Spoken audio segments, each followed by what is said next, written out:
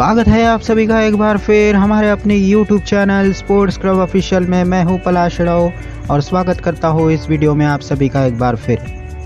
भारत और न्यूजीलैंड के बीच दूसरा टेस्ट मुकाबला मुंबई के वानखेड़े स्टेडियम में खेला जा रहा है। दूसरे दिन का खेल समाप्त हो चुका है। दूसरे दिन का खेल समाप्त होने तक भारत ने दूसरी पारी में कुल 69 रन 0 विकेट पर बनाए हैं। 69 रन 0 विकेट है। 69 रन पर कोई भी विकेट नहीं गिरा है भारत का। हालांकि शुभमन गिल की जगह पर पुजारा ओपनिंग करने आया है, सलामी बल्लेबाजी करने आया है। कुछ परेशानी की वजह से शुभमन गिल दूसरी पारी में सलामी बल्लेबाज के रूप में नहीं आए।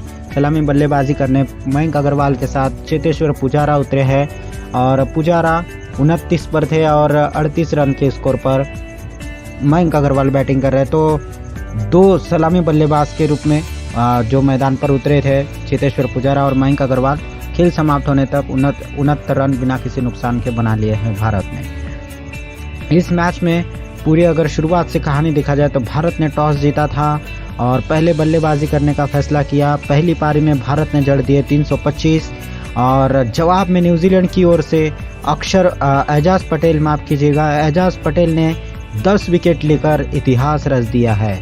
10 विकेट लेकर इतिहास रच दिया है। इसके बारे में तो हम बात करेंगे।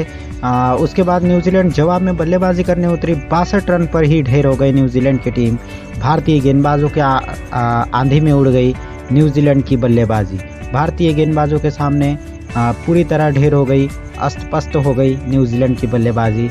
कोई भी बल्लेबाज 10 का आंकड़ा नहीं छू सका, 10 के आंकड़े को पार नहीं कर सका, सिवाय अगर देखा जाए तो काय जेमिसन के अलावा। काय जेमिसन ने 17 रन बनाए, टॉप स्कोरर रहे न्यूजीलैंड की तरफ से, लेकिन उसके अलावा कोई भी बल्लेबाज 10 का आंकड़ा पार नहीं कर सका और पूरी की पूरी जो टीम है 62 रन पर तहस महस हो गई।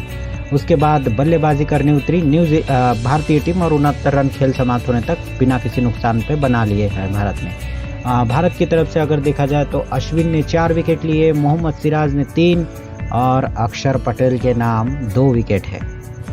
अक्षर Patel 2 wicket, Mohammed Siraj 3 wicket, Ashwin 4 wicket और जयंत यादव जो टीम में शामिल किए गए थे उनको 1 विकेट मिली, 1 सफलता उनको मिली। उमेश यादव के नाम कोई भी सफलता नहीं, उमेश यादव का खाता खाली और Jayant Yadav 1 wicket, Ravichandran Ashwin 4 wicket, Mohammed Siraj 3 wicket और जो अक्षर पटेल है उनके नाम 2 विकेट। तो 10 विकेट इस तरह गिरे न्यूजीलैंड की।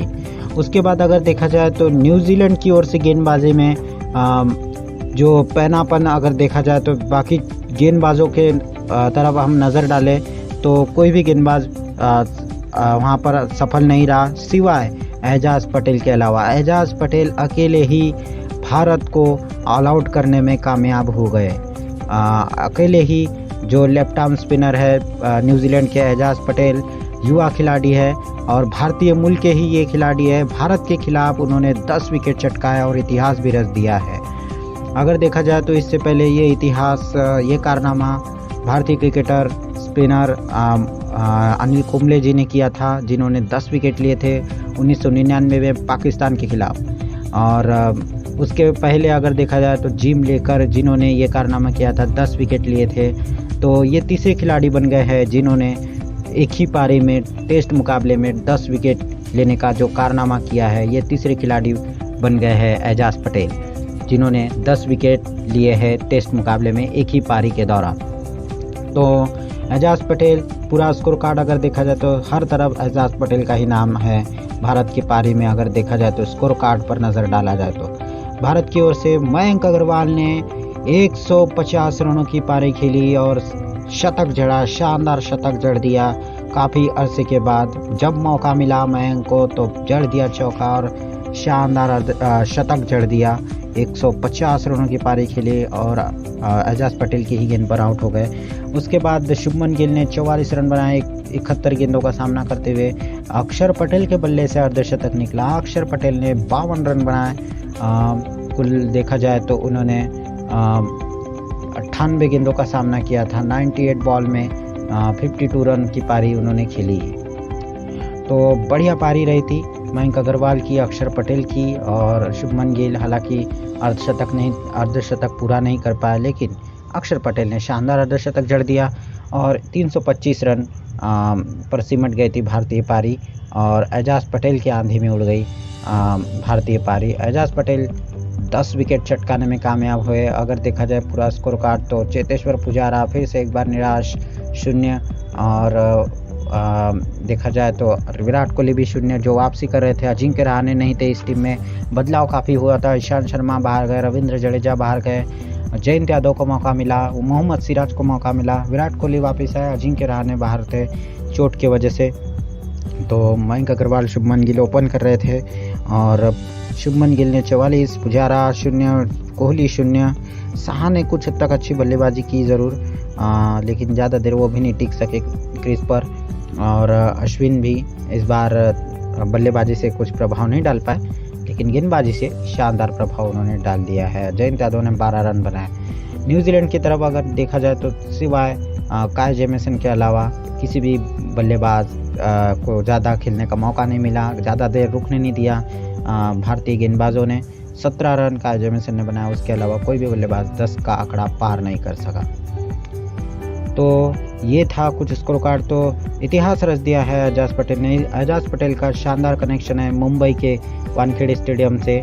मुंबई में ही उनका जन्म हुआ है और छोटी उम्र में ही वो न्यूजीलैंड चले गए थे रहने के लिए और न्यूजीलैंड के नागरिक बन गए थे और न्यूजीलैंड की ओर से वो खेलने लगे और आज भारतीय मूल के खिलाड़ी भारत के खिलाफ ही खेलते हुए नजर आया और भारत के खिलाफ शानदार परफॉर्मेंस उन्होंने दिखाया है। ज़बरदस्त उन्होंने गेंदबाजी की और पैनापन था उनकी गेंदबाजी में। तो इसी के साथ हम आपसे इजाज़त लेते हैं अब और फिर अगले अपडेट के साथ हम मिलते हैं।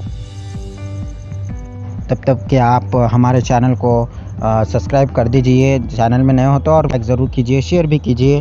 और बता दें आपको 332 से आगे खेल रही है भारत, 332 रनों से आगे है भारत और 263 रनों की लीड मिली थी जब 62 रनों पर सिमट गई थी न्यूजीलैंड की पारी तो, और 332 से आगे अब खेल रही है टीम इंडिया।